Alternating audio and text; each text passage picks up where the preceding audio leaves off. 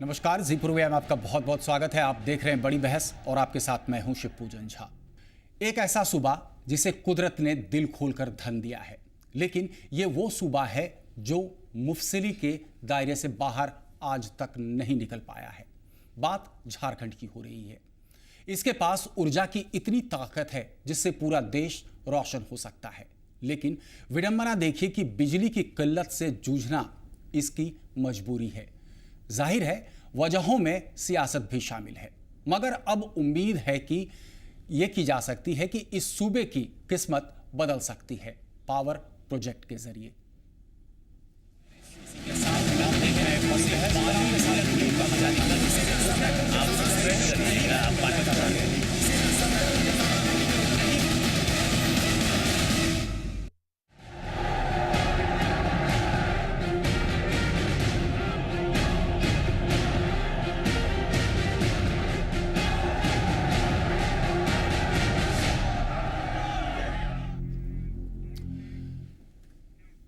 प्रधानमंत्री की कुर्सी संभालने के बाद नरेंद्र मोदी पहली बार झारखंड आए।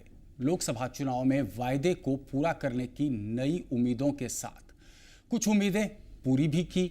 उन्होंने झारखंड में पावर प्रोजेक्ट का उद्घाटन किया और एनटीपीसी के एक नए प्रोजेक्ट की शुरुआत की। लेकिन सियासी तौर पर ऐसा क्यों नहीं माना जा सकता कि मोदी ने इस बहाने झारखंड में वाकई पावर ही प्रोजेक्ट किया है। मोदी आए दिल जीतने, चुनाव जीतने की चाहत दिल में लिए। झारखंड को भरपूर पावर देने का दावा करके नरेंद्र मोदी ने उम्मीदों को रोशन कर दिया है। रांची में देश के सबसे हाईटेक पावर प्रोजेक्ट का उद्घाटन किया है उन्होंने। लेकिन नरेंद्र मोदी ने सूबे में अपनी पार्टी के लिए सियासी परियोजना की बुनियाद भी डाल दी है। झारखंड में विधानसभा चुनाव होने जा रहे हैं और सत्ता के लिए रास्ता बनाने की शक्ति बिजली के बहाने झारखंड बीजेपी को भी दे दी है। जिस राज्य के पास इतनी प्राकृतिक संपदा हो, जिस राज्य के पास ऐसे कर्तव्यवान नौजवान हो, जिस राज्य के पास बिरसा मुंडा जैसे महापुरुषों की त्याग और तपस्या की परंपरा हो, वो राज्य पीछे रहने के लिए पैदा हुआ ही नहीं है। नरेंद्र मोदी का झारखंड आना मौके के मुताबिक भी था। उन्होंने रांची के पास बने 765 केवी के पावर ग्रिड को राष्ट्र को समर्पित किया और झारखंड के पहले एनटीपीसी प्रोजेक्ट की शुरुआत भी की। लेकिन ये मौका सियासी दस्तूर भी साबित हो गया जब सूबे के मुख्यमंत्री हेमंत सोरेन ने जोश से लबरेज होकर न सिर्फ झारखंड की मांग के लिए बराबरी का हक जता दिया, बल्कि मोदी की सियासत के व्याकरण की तर्ज पर जवाब भी दिया। आज आपके कंधे पर और हमारे कंधे पर इन गरीबों के अरमानों का बोझ है। हमको इन गरीबों के प्रति अपनी संवेदनाएं दिखानी होगी और निश्चित रूप से अब इन गरीबों को झूठे सपने दिखाना बंद करना होगा। इनको अब राजनीतिक चश्मे से देखना बंद करना होगा। इनको मानवता की दृष्टि से देखने की आवश्यकता है। निश्चित रूप से मैं ये समझता हूं कि अगर आज ये गरीब के सपने टूटे तो ये देश बिखर जाएगा। प्रचंड बहुमत लेकर बीजेपी केंद्र की सत्ता में है। जाहिर है ऐसे में वो क्षेत्रीय दलों का मोहताज होकर रहना नहीं चाहती। लेकिन जिस सूबे की जनता को किसी एक पार्टी पर पिछले 14 साल में आज तक यकीन नहीं हो पाया, क्या उस जनता को भरोसे में लेने की प्रधानमंत्री मोदी की कोशिशें कामयाब हो पाएंगी? आशुतोष चंद्रा के साथ ब्यूरो रिपोर्ट, जी मीडिया, रांची। मोदी की सियासी मुहिम का नतीजा देश ने देखा है। इस मुहिम ने बीजेपी को केंद्र की सत्ता दिला दी, लेकिन अब मोदी की मुहिम का नया फेज शुरू हो गया है। इन राज्यों में पार्टी को सत्ता की कुर्सी तक पहुंचना, जहां दूसरे दलों की भी दमदार मौजूदगी है।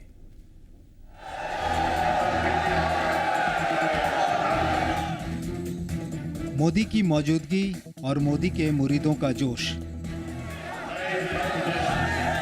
एक जगह मिलते हैं तो विरोधियों को अपनी ताकत की नुमाइश करनी पड़ जाती है। दरअसल मोदी सभा में होते हैं तो विपक्ष के नेताओं को अपनी जनता की तलाश करने की मशक्कत करने की मजबूरी खड़ी हो जाती है। रांची के प्रभात तारा मैदान में एक बार फिर यही हुआ। सीएम हेमंत सोरेन के सामने उनकी हुटिंग है, लेकिन क्या ये हुटिंग मोदी समर्थकों का महज जोश था या फिर विरोधी का मनोबल तोड़ने की रणनीति का हिस्सा है? जाहिर है इसके जवाब एक जैसे कभी नहीं हो सकते, लेकिन इतना तय है कि बतौर प्रधानमंत्री मोदी का पहली बार रांची आना साल के अंत तक होने वाले विधानसभा चुनाव के सियासी नतीजों पर असर डालने की रणनीति का हिस्सा जरूर था। बीजेपी को झारखंड में बहुमत की तलाश, जेएमएम को सत्ता में बने रहने का भरोसा। प्रधानमंत्री और मुख्यमंत्री दो अलग अलग गठबंधन के नेता एक मंच पर एक साथ, सूबे को विकास की पटरी पर दौड़ाने का दोनों का दावा। लेकिन 2 साल पहले दोनों के दल एक साथ मिलकर झारखंड की सरकार चला रहे थे। जब दोनों के दिल नहीं मिले तो रास्ते अलग हो गए। मगर सियासत में मौके की नजाकत देखी जाती है। विधानसभा चुनाव के नतीजे फिर से बीजेपी और जेएमएम के रिश्ते को तय कर सकते हैं, लेकिन फिलहाल मोदी अगर झारखंड में वाजपेयी के काम को बढ़ाने का अपने भाग्य में लिखा बता रहे हैं तो मतलब है कि झारखंड के क्षेत्रीय दलों को संकेत दे रहे हैं कि बीजेपी को सर्वग्राह्य माना जाए। ये super thermal power project Atal Bihari Vajpayee ने इसका शिलान्यास किया था और उसके बाद वो वहीं का वहीं पड़ा है। आप मुझे बताइए भाइयों, ये आपके साथ अन्याय है कि नहीं है? ये अन्याय जाना चाहिए कि नहीं जाना चाहिए? मुझे लगता है कि वाजपेयी जी ने जहां काम छोड़ा है उसे आगे बढ़ाना शायद मेरे ही भाग्य में लिखा हुआ है।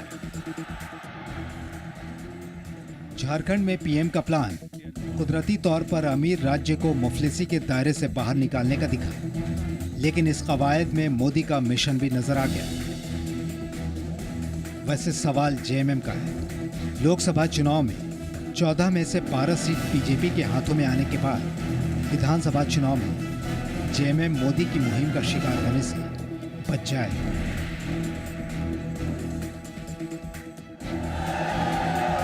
आशुतोष चंद्रा के साथ ब्यूरो रिपोर्ट, जी मीडिया रांची। तो बड़ी बहस में इस वक्त हमारे साथ स्टूडियो में मौजूद हैं professor Ajay Jha, political analyst हैं, प्रेम रंजन पटेल जी बीजेपी से हैं, मुशर्रफ अली साहब कांग्रेस से, सतीश कुमार जदयू से। आप सबका बहुत बहुत स्वागत है। लेकिन सबसे पहले हम लोग चलते हैं रांची, जहां से हमारे साथ जुड़े हुए हैं सुप्रियो भट्टाचार्य, जेएमएम के महासचिव। सुप्रियो जी, आपका बहुत बहुत स्वागत है जी पुरवैया में। पहला सवाल आपसे करना चाहेंगे, प्रधानमंत्री नरेंद्र मोदी का पहला दौरा था। इसके पहले हमने देखा कि किस तरीके से हरियाणा के चीफ मिनिस्टर भूपेंद्र सिंह हुड्डा के साथ थे, कैसे उनके साथ हुटिंग हुई। इसके पहले महाराष्ट्र के चीफ मिनिस्टर पृथ्वीराज चौहान के साथ भी तकरीबन वैसी ही स्थिति हुई। आज हेमंत सोरेन के साथ आपकी प्रतिक्रिया? सियासी माहौल में कुछ बदलाव नहीं आया। ये बहुत प्रत्याशित घटना थी, क्योंकि भारतीय जनता पार्टी के जो असामाजिक तत्वों का जो गिरोह है, ये गिरोह इनके नेतृत्व की बात को मानता नहीं, और इसका खामियाजा हम लोगों ने 1992 में बहुत बड़ी कीमत चुका करके उठाया है। क्योंकि तब के आज के दिन के जो भारतीय जनता पार्टी के केंद्रीय नेता लोग हैं, उनके समक्ष इनके कार्यकर्ताओं ने पूरे हमारे जो सांस्कृतिक और सांप्रदायिक जो ढांचा था इस देश का, उस पर कुठाराघात किया था और पूरा बाबरी को शहीद करने का काम किया था। आज भी जो 3 सभाओं में मोदी जी के उपस्थिति में वहाँ के मुख्यमंत्रियों के खिलाफ जिस प्रकार का व्यवहार किया गया, ये संपूर्ण संघीय ढांचे को ध्वस्त करने की एक प्रक्रिया है। लेकिन हम लोग इसको होने नहीं देंगे। हम लोग झारखंड में इस पर कारगर ढंग से रोक लगाएंगे। चलिए, आपकी बात ये मान लेते हैं कि आप लोग इसको होने नहीं देंगे, लेकिन विडंबना देखिए, आज से कुछ वक्त पहले तक आप इसी भाजपा के साथ सरकार में थे। अब सवाल ये उठता है, जब पीएम मोदी आए, मंच साझा किया उन्होंने हेमंत सोरेन के साथ, काफी उन्होंने वादे किए हैं झारखंड के लिए, कितना भरोसा है उनके वादों पर आपको? देखिए, एक साल में हम लोगों ने यहाँ पर जो विकास की जो लकीरें खींची हेमंत सोरेन की सरकार ने, और जिस ओर हम लोग बढ़े हैं, उसमें हमको लगता है कि विकास की किरणें दिल्ली तक पहुँच गई है, कि उनको मालूम चल गया कि हेमंत सरकार के रूपरेखा क्या है। उसी को उन्होंने आधार बनाया है। माननीय प्रधानमंत्री केंद्र सरकार के प्रतिनिधि हैं।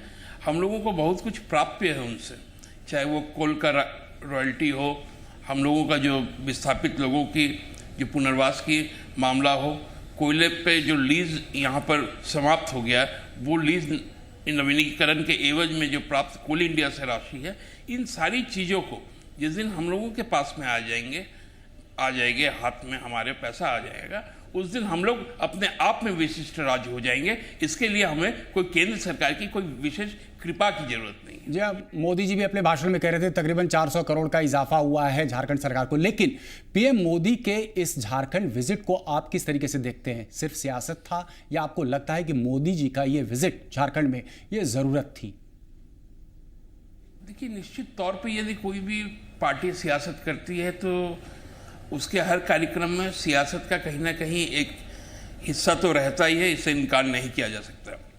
क्योंकि पिछले 10 साल में आज के जो भी प्रोजेक्ट्स उन्होंने शुभारंभ किया, लोकार्पण किया है, ये पिछले 10 साल के जो सरकार के 2004 और 2009 के जो फैसले हैं, उन फैसलों के आधार पर यहाँ पर क्रियान्वयन हुआ, चाहे वो पावर ग्रिड का हो, चाहे यहाँ पर जो ऑयल टर्मिनल का हो या एसटीपी का हो। तो ये कोई डिलीवरी इनके द्वारा 60 दिन में 90 दिन में तो हुआ नहीं है। लेकिन हाँ, इनको लगा कि चूंकि यूपीए सरकार का किया हुआ काम है, एग्जीक्यूटेड काम है, उनको यदि हमें इनॉग्रेट करने का मौका मिलता है तो इस मौका को कौन जाने देगा। और भारतीय जनता पार्टी का तो खासकर ये पुरानी पहचान रही है कि राम नाम जपना, पराया माल अपना, इसलिए लोग इस चीज को बुझाते हैं हमेशा। लेकिन सुप्रियो जी, देखिए, आज से कुछ वक्त पहले आप सरकार में साझा थे, ठीक है, बात नहीं बनी और अब स्थिति ऐसी आई कि कांग्रेस का समर्थन लेकर के आप सरकार चला रहे हैं। लेकिन गौरतलब यह है कि हेमंत सोरेन आज काफी आत्मविश्वास से लबरेज थी। राजनीतिक गलियारे में यह भी अटकलें लगाई जा रही हैं कि फिर से आपकी नजदीकियां बीजेपी से कहीं ना कहीं शुरू हो रही है, सुगबुगाहट इसकी शुरू हो चुकी है। नहीं, आने वाले समय के लिए तो हम लोग निश्चिंत है कि जनता के बीच में हम लोगों ने जो काम किया है उसका अवार्ड हम लोगों को मिलेगा। और जनता, भारतीय जनता पार्टी को तो यहाँ पर शासन सत्ता देने से रही, क्योंकि उन लोगों को मालूम है कि इस दल का जो चरित्र रहा है, शुरू से 14 सालों में 9 सालों तक इनके मुख्यमंत्री रहे, और इनके मुख्यमंत्रियों ने नींव में ही यहाँ पर मट्ठा डालने का काम किया, लोगों में विभेद पैदा करने का काम किया, लोगों को विकास से पीछे ढकेलने का काम किया। आप इस बात से पूरी तरह से इनकार कर रहे हैं। रोजगार, उसके सम्मान, उसके अधिकारों से उनको वंचित रखने का काम किया, स्थानीयता को आज तक परिभाषित नहीं होने दिया। ये तमाम सारी बातें हैं जिसको लोग जानते हैं, और इसलिए बीजेपी को तो इस राज्य में लोग कभी लाना पसंद नहीं करेंगे। चलिए, सुप्रियो भट्टाचार्य जी, हमसे जुड़ने के लिए आपका बहुत बहुत धन्यवाद। यहां पर आना चाहेंगे प्रेमरंजन पटेल जी आपके पास। आपने प्रतिक्रिया देखी, काफी तीखी प्रतिक्रिया है जेएमएम की, इस बात को लेकर के कि जब उनके मुख्यमंत्री स्टेज पर थे नरेंद्र मोदी के साथ, काफी हूटिंग हुई। क्या चल रहा है ये? देखिए, ये सरकारी कार्यक्रम था और इस कार्यक्रम राजनीतिक रंग लेकिन आपने दे दिया। इसके पहले आप हरियाणा में राजनीतिक रंग दे चुके हैं, महाराष्ट्र में दे चुके हैं। देखिए, ये जहां भी कार्यक्रम हुआ है, चाहे हरियाणा का हो, महाराष्ट्र का हो या झारखंड का हो, ये सब सरकारी कार्यक्रम है। वहां की राज्य सरकारें इसकी पूरी व्यवस्था करती है, उसके देख रेख में ये कार्यक्रम तय होते हैं।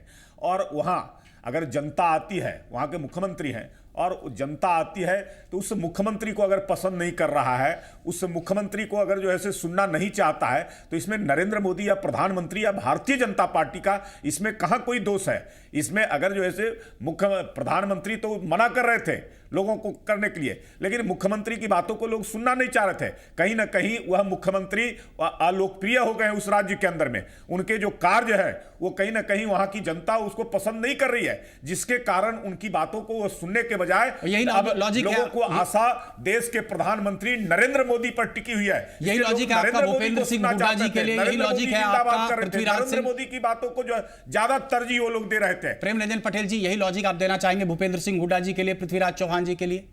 नहीं, मैं कह रहा हूं कि राज्य सरकारें जहां भी जिन राज्य में होती है और वहां की जो राज्य सरकार होती है वो व्यवस्था करते हैं, उनके देखरेख में पूरा वो सरकारी कार्यक्रम होता है। और वहां के मुख्यमंत्री अगर अलोकप्रिय हो गए, उनकी बातों को अगर देश के प्रधानमंत्री जहां बैठे हो और उनकी बातों को लोग सुनने के लिए तैयार नहीं हो, तो इसमें प्रधानमंत्री का कहीं कोई दोष नहीं है। मुख्यमंत्री को आत्मचिंतन करना चाहिए, आत्ममंथन करना चाहिए, इस कारण से उनकी बातों को लोग नहीं सुन रहे हैं। मुशर्रफ अली साहब, आपकी प्रतिक्रिया चाहिए। ये पहली बार ऐसी घटना नहीं हुई, इसके पहले घटना हमने देखा महाराष्ट्र में, हरियाणा में ऐसी घटना देखी। महाराष्ट्र में तो यहां तक कि पृथ्वीराज सिंह चौहान जो है सोलापुर में कार्यक्रम था, जो घटना हुई, बाद में नागपुर में जो कार्यक्रम होना था उस कार्यक्रम में गए तक नहीं। देखिए, ये संघीय ढांचा को ध्वस्त करने की एक साजिश चल रही है और हमारे जो माननीय प्रधानमंत्री नरेंद्र मोदी जी हैं, उनका चाल चरित्र और चेहरा ये देश की जनता सब जान चुकी है। नेचर और सिग्नेचर आदमी का बदलता नहीं है कभी। जो जिस मानसिकता के नरेंद्र मोदी जी हैं, वही मानसिकता उन अपने कार्यकर्ताओं में भी ला दिया है। देखिए, जैसा कि प्रेम रंजन जी ने कहा कि राज्य सरकार प्रोग्राम करती है, लेकिन बस से और लॉरी से और गाड़ियों से कार्यकर्ता, भाजपा के कार्यकर्ता को कौन ढो ढो करके ला रहा था? आरएसएस और भाजपा के जो गुंडे लोग हैं वो उस प्रोग्राम आपकी चल रही है जी। नहीं, वहां गुंडे लोग अब आपको बता रहे हैं कि नहीं, प्रधानमंत्री के कार्यक्रम में कौन लोग गए ये आप लोग ही जान रहे हैं कि उनके कार्यकर्ता लोग जो हैं, जो हर जगह के नेता, चाहे सीपी सिंह हो, ये सब लोग ढो करके ले गए हैं। झारखंड के अंदर, रांची के अंदर ढो करके लाया है।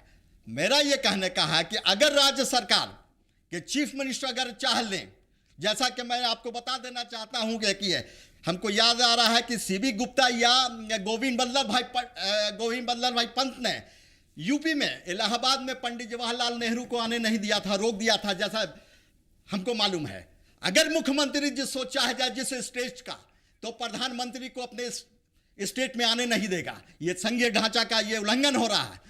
लेकिन चलिए, इस बात पर हम पड़ताल करेंगे, इस बात पर हम चर्चा को जारी रखेंगे। फिलहाल हमारी मजबूरी एक छोटा सा ब्रेक लेना होगा। लेकिन क्या संघीय ढांचे पर किसी न किसी तरीके से यह प्रहार है या सिर्फ एक सियासत?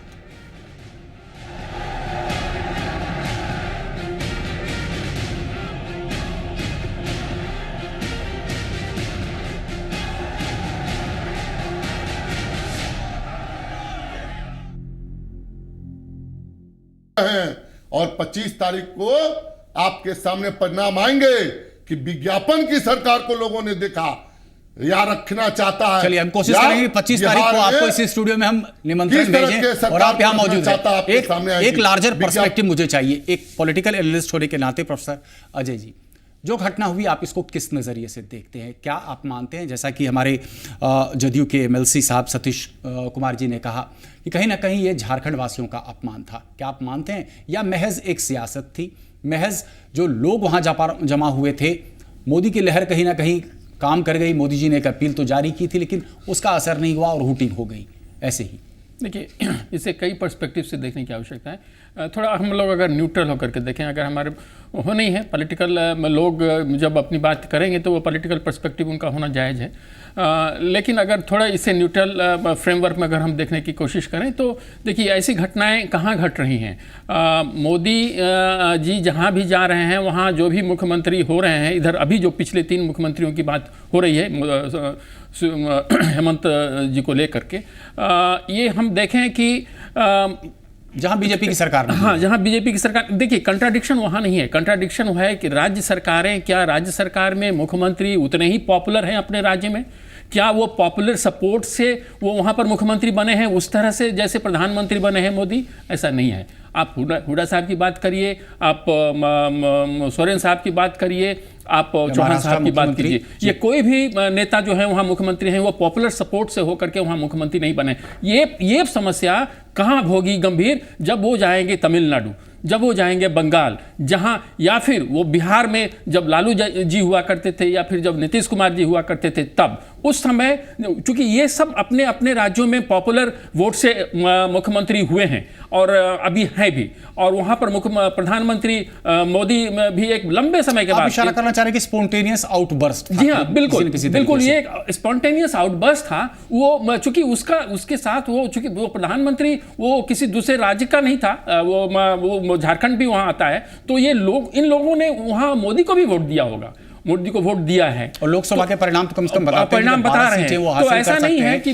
ऐसे राज्य में जहां पर एब्सोल्यूट मेजॉरिटी किसी भी पार्टी को नहीं मिला है। जी बेशक, तो ऐसा नहीं है कि वहां पर वो वहां के मैंडेट के वो अधिकारी नहीं है और वहां के लोगों से वो चुने हुए नहीं है। तो मानना पड़ेगा कि ये जो कंट्राडिक्शंस हो रहे हैं इसलिए हो रहे हैं। अगर हम इसे ज्यादा गहनता से देखना चाहेंगे तो ये उस वक्त देखें जब वो तमिलनाडु जाते हैं और वहां जब जयललिता भी बैठी होती हैं, और तब क्या इसी तरह से समा बनता है? तब जयललिता वैसे तो इनकी काफी अच्छी मित्र होने का दावा करती हैं। बहरहाल यहाँ पर मुशर्रफ अली साहब आपके पास आना चाहेंगे। हमने एक पॉलिटिकल पर्सपेक्टिव लिया और उसके बाद एक न्यूट्रल असेसमेंट हमने इस पूरे मामले का किया। बताया ये जा रहा है कि हो सकता है कि स्पॉन्टेनियस इस तरीके का ये रिएक्शन हुआ हो लोगों का, और ऐसी जगहों पर हो रहा है जहां के मुख्यमंत्री शायद उतने पॉपुलर नहीं है। लोगों का आम गुस्सा भी तो हो सकता है ये, जिसे आप कह रहे हैं कि ये पूरी साजिश है। जी हाँ, बिल्कुल आपने जैसे अजय जी ने कहा ये बिल्कुल गलत बता रहे हैं, कह रहे हैं एनालिसिस होकर के।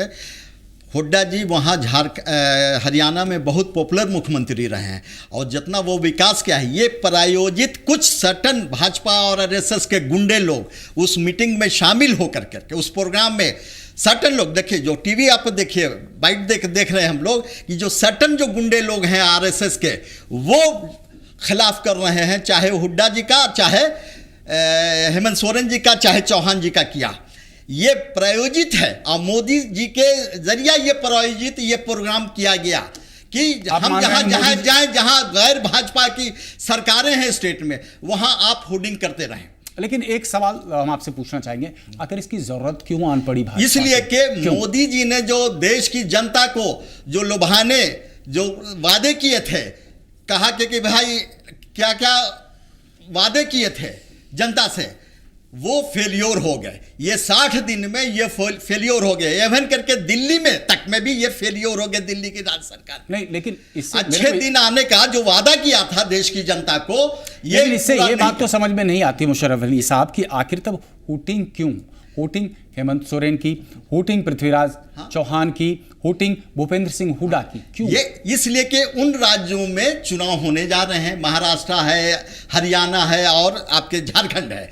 इस तरह से माहौल क्रिएट किया जाए। देखिए चुनाव होना है और इस तरह से माहौल बनाया जाए कि कार्यकर्ता आपस में एक दूसरे से संघर्ष करें, और वहां पर कुछ जिस तरह से यूपी में अमित शाह ने गुंडा राज कायम कर करके वहां के बात पूरी कर सकते हैं। हमारी मजबूरी एक छोटा सा ब्रेक लेना होगा।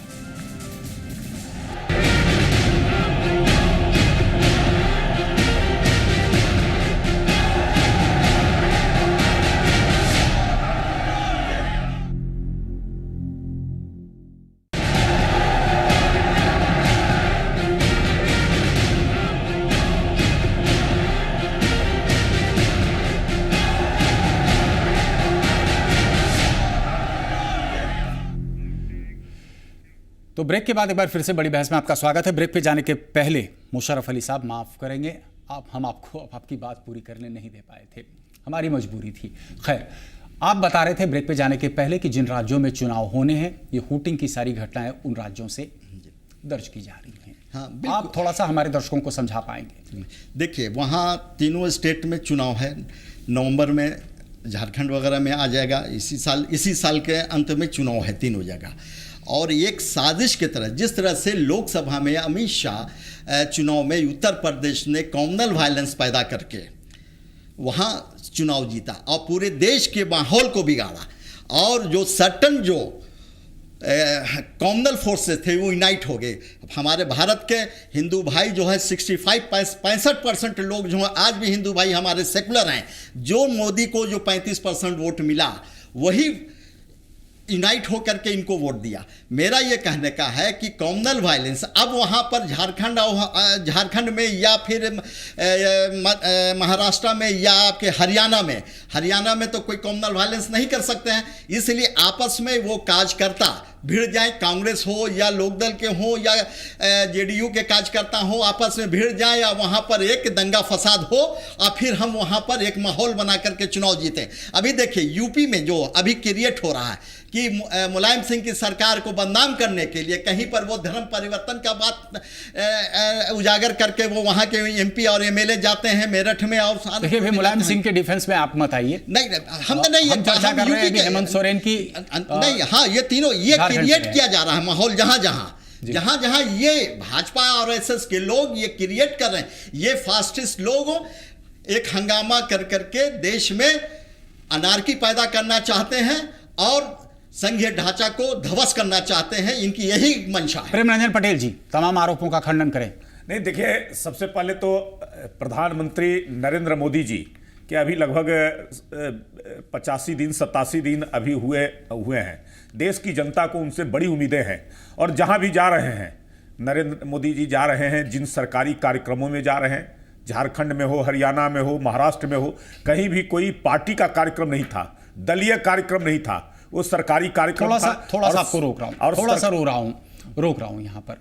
आपको नहीं लगता, मुशर्रफ अली साहब आपसे भी पूछना चाहता हूं, सतीश जी आपसे भी पूछना चाहता हूं, आपको क्या लगा कि ये पार्टी का कार्यक्रम था या एक प्राइम मिनिस्टर आए हुए थे? क्या लगा? सबसे पहले मुशर्रफ अली साहब आपको क्या लगा? प्राइम मिनिस्टर का प्रोग्राम अनाउंस हुआ, लेकिन जिस तरह से झंडा और बैनर लेकर करके एक सरकारी प्रोग्राम में इनके कार्यकर्ता आते हैं, वो झारखंड की जनता नहीं थी, वो उनके सियासी कार्यक्रम सियासी एक तरह से। सतीश जी आपको क्या लगता है, सियासी कार्यक्रम था ये या किसी न किसी एजेंडा से प्रेरित था, या आपको क्या लगता है कि ये पीएम का? देखिए अभी प्रधानमंत्री मोदी जी जहां भी जा रहे हैं तो एकदम सियासत से जुड़ा हुआ उनका कार्यक्रम है। कोई वहां पर सियासी कार्यक्रम लगा, वजह उपचुनाव हो रहे हैं 10 सीटों पर और तभी मोदी जी की रैली भी होती है, उस तरफ मोदी जी की ये सभा होती है वहां बगल के राज्य में जी, और उसका मैसेज देना चाहते हैं बगल के राज्यों में जहां पर आचार संहिता लगा हुआ है, 10 सीटों पर उपचुनाव हो रहे हैं। लेकिन मैं आपको कहना चाहता हूं, जिस तरह से नीतीश कुमार जी ने बिहार के विकास का काम किया है, दिन रात मेहनत करके, ये बगल में कितनों घूमेंगी, कोई इनका फर्क नहीं पड़ेगा। और लोकसभा चुनाव के परिणाम बता चुके हैं कि फर्क पड़ता है। प्रेम रंजन पटेल, देखिए लोकसभा चुनाव को तो मैंडेट आपके पास हम फिर से आ रहे हैं। प्रेम रंजन पटेल जी, आप दो आरोप सुना, जदयू का परिप्रेक्ष्य में मैं बताना चाहता हूं कि लोकसभा में बिहार की जनता ने क्या कहा। सभी पार्टी सभी दल के लोग घूम रहे थे, राजद को नकारा, प्रिंट मीडिया के लोग नकारा नहीं, लोगों ने साफ स्पष्ट शब्दों में कहा है कि ये मोदी का चुनाव है, देश के प्रधानमंत्री का, और विधानसभा के चुनाव होंगे तो नीतीश कुमार को हम लोग वोट देंगे, ये आम जनता बोली है। सतीश जी, यानी कि लोकसभा में नकार दिया गया, कहीं क्षेत्रीय पार्टियों को कि हम अकेले सरकार भारत में बना सकते हैं। चलिए एक प्रतिक्रिया हम चाहते हैं प्रेम रंजन पटेल पड़ेगा, प्रेम रंजन पटेल जी को मौका दें। डिवीजन होने की वजह से देखिए जदयू और कांग्रेस एक जैसा बोलती है, गठबंधन का हमें मौका देना होगा भाजपा को भी, क्योंकि भाजपा के खिलाफ बिहार से पूरा मुद्दा उठाया गया है, क्योंकि मुद्दा भाजपा के खिलाफ उठाया गया है, भाजपा को पूरा मौका हमें देना होगा। प्रेम रंजन पटेल जी, देखिए दो तरफ से उसी जनता को ये कर रहे हैं कि लोगों ने कहा कि लोकसभा में हम नरेंद्र मोदी को वोट देंगे और जब विधानसभा आएगा, राज्य का जब चुनाव होगा तो उसमें हम नीतीश कुमार को वोट देंगे। उसी जनता को ये सही ठहरा रहे हैं और उसी जनता को अब जब जनता नकार दी है, जब जनता लोकसभा के अंदर में नकार दी तो घबराहट में आकर कर करके नीतीश कुमार जी आज जो है लालू के हवाले चले गए। लेकिन लालू के शब्दों में कि पैर पर आकर के गिर गए, जिस जनता ने भाजपा और जदयू के गठबंधन को वोट दिया था, आज उसी जनता के ऊपर आप एक फैसला थोप रहे हैं कि आप उस पार्टी के साथ अलायंस महागठबंधन कर रहे हैं जिस पार्टी के खिलाफ वोट पड़े थे। मैं वही बात कर रहा था कि आज लालू के शब्दों में कि नीतीश कुमार पैर पर आकर के गिर गए अपने सारे नीति सिद्धांतों को ताक पर रख कर करके 20 वर्षों तक लगातार लड़ाई लड़ कर करके बिहार को जंगल राज से मुक्ति दिलाने का उन्होंने कसम दिलाई थी बिहार की जनता को, और वो पूरा किया भारतीय जनता पार्टी के साथ मिलकर के। उन्होंने कहा था कि वो जमाना गया लाठी में तेल पिलावन और लाठी घुमावन, अब जमाना आ गया है कलम में स्याही डालने की, पढ़ने और लिखने की। जो चारा घोटाला में जिनको जेल पहुंचाने का काम किया गया, उसी व्यक्ति के पैरों पर गिर कर करके अपनी सरकार को बचाने के लिए जाकर के गुहार लगाना, ये जनता पूरी तरह से देख रही है। अब जनता इसका हिसाब ये उपचुनाव में लेगी, और आने वाला आम चुनाव होगा उसमें भी हिसाब लेगी। बिहार की जनता कभी वो 15 वर्षों का वो शासन, वो सत्ता उसको कभी भूली नहीं है। जो हत्या, अपहरण, लूट, डकैती लगातार जो है से जो स्थिति था, बिहार के लोग जो है से जो भयभीत रहते थे, आतंक में रहते थे, जो बिहार की जनता उन दिनों को आज भी याद कर करके सिहरन, शरीर के अंदर में सिहरन पैदा होता है, उनके रोंगटे खड़े होते हैं। उन दिनों को बिहार की जनता दोबारा देखना नहीं चाहती है। इसलिए इन तमाम दलों को, जिसको लोकसभा में नकारने का काम किया है, ये जो महागठबंधन है, इस महागठबंधन को जमीनी हकीकत इसी बिहार की जनता दिखाने का काम करेगी, और बिहार और दिल्ली नरेंद्र मोदी को एक समान करने का काम करेगी, जिससे बिहार का विकास होगा। पहले भी भारतीय जनता पार्टी का दिल्ली में शासन था, अटल बिहारी वाजपेयी थे प्रधानमंत्री, उन्होंने बिहार के लिए बहुत सारी योजनाएं उन्होंने देने का काम किया था। लेकिन उन योजनाओं को जो अमली जामा पहनाया जाना चाहिए था, यूपीए की सरकार केंद्र में थी, उसने नहीं किया। उन योजनाओं को रोकने का काम किया, विलंबित करने का काम किया, जो आज नरेंद्र मोदी के रूप में उन सारी योजनाओं को पूरा करने के लिए राशि पहले ही बजट में 60 दिनों के अंदर में उन्होंने देने का काम किया है। और आगे भी बिहार के विकास के लिए एक एक योजना, जितनी जरूरत आवश्यकता बिहार को पड़ेगा, बिहार की पिछड़ेपन, बिहार की गरीबी, बिहार की बेकारी को समाप्त करने के लिए वो नरेंद्र मोदी प्रधानमंत्री के रूप में वो पूरा बिहार को करने वाले हैं। इसलिए इन सब लोगों के ऊपर बिहार की जनता का विश्वास उठ चुका है। अब बिहार की जनता इनके किसी भी भुलावे में, किसी भी झांसे में, किसी भी बहकावे में आने वाली अब दोबारा नहीं है। मुशर्रफ अली साहब, तकरीबन स्थिति ऐसी ही है झारखंड की भी। ठीक है, बीजेपी ने और जेएमएम ने मिलकर के साझा सरकार बनाया था, बात नहीं बनी, उसके बाद कांग्रेस के समर्थन से सरकार चल रही है। आज जिस तरीके से नरेंद्र मोदी संबोधित कर रहे थे झारखंड की जनता को, या मान लिया जाए कुछ हद तक बिहार की भी जनता को, उसे क्या तात्पर्य आप निकाल रहे हैं? भाजपा उम्मीद कर रही है कि 12 सीटों पर तो जीत ही चुकी है लोकसभा चुनाव में, और अब 81 में से अधिकतर सीट भाजपा फिर से जीत पाएगी। देखिए, लोकसभा का जो चुनाव हुआ उसको हम चुनाव नहीं मान रहे हैं, इसलिए कि मीडिया और विज्ञापन के जरिया जो चुनाव लड़ा गया और देश की जनता को दिग्भ्रमित किया गया। आज भी जितनी पॉलिसी जो नरेंद्र मोदी, तमाम जनता को मीडिया ने दिग्भ्रमित कर दिया। आपको मुशर्रफ अली साहब, तमाम जनता को, जी हाँ बिल्कुल, इसलिए यूपीए 1 है, आप मानते हैं मीडिया में इतनी क्षमता है कि दिग्भ्रमित कर सकते हैं हम लोग? बिल्कुल दिग्भ्रमित हो जाते हैं। आप यूपीए 1 है, यूपीए 2 के जो प्रोग्राम थे वो जितना जी नहीं, यूपीए 1 है, आपको याद दिलाना चाहिए मुशर्रफ अली साहब, इंडिया शाइनिंग कैंपेन भी चलाया था भाजपा ने, तब भी इंडिया शाइनिंग कैंपेन चलाया था, इंडिया शाइनिंग, वो पूरी तरह से बूमरैंग किया था, इनके खिलाफ, भाजपा के खिलाफ चल गया था। तब भी मीडिया ने इसी तरीके से इंडिया शाइनिंग को दिखाया था। हाँ, तो उसके बाद इंडिया शाइनिंग को दिखाया तो वो ध्वस्त हो गया।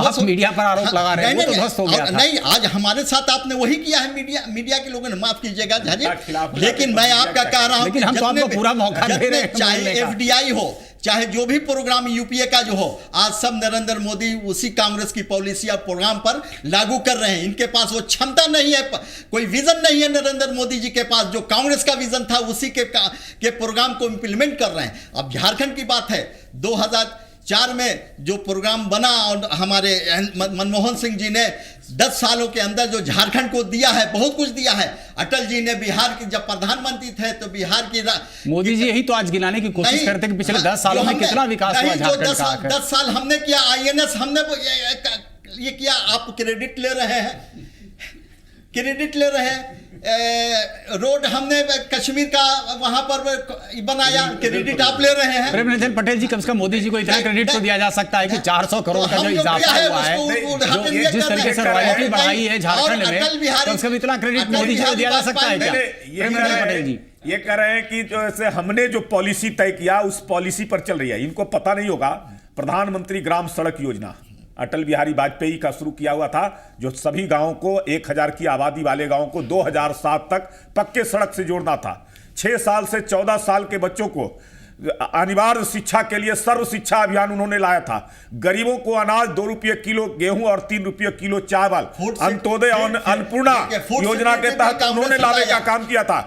रोडों की कनेक्टिविटी के लिए golden corridor, east west corridor, south north corridor, ये अटल बिहारी वाजपेयी का लाया था। ऐसी कई सारी योजनाएं बीजेपी ने लाई थी खासतौर से कह रहे थे कि वाजपेयी जी का जो सपना था, जो अधूरे काम थे, नरेंद्र मोदी उनको पूरा करेंगे, उनका सौभाग्य होगा। खैर बहरहाल यहाँ पर लेना होगा एक छोटा सा ब्रेक के बाद जब हम वापस आते हैं एक लार्जर पॉलिटिकल इस पर हम एनालिसिस चाहेंगे अजय जी आपसे।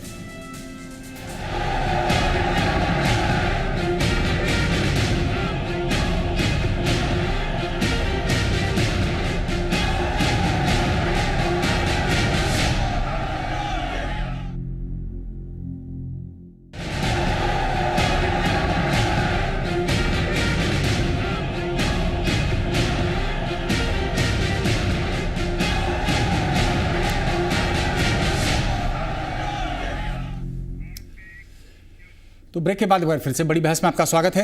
प्रोफेसर अजय झा जी यहाँ पर आपके पास आना चाहेंगे।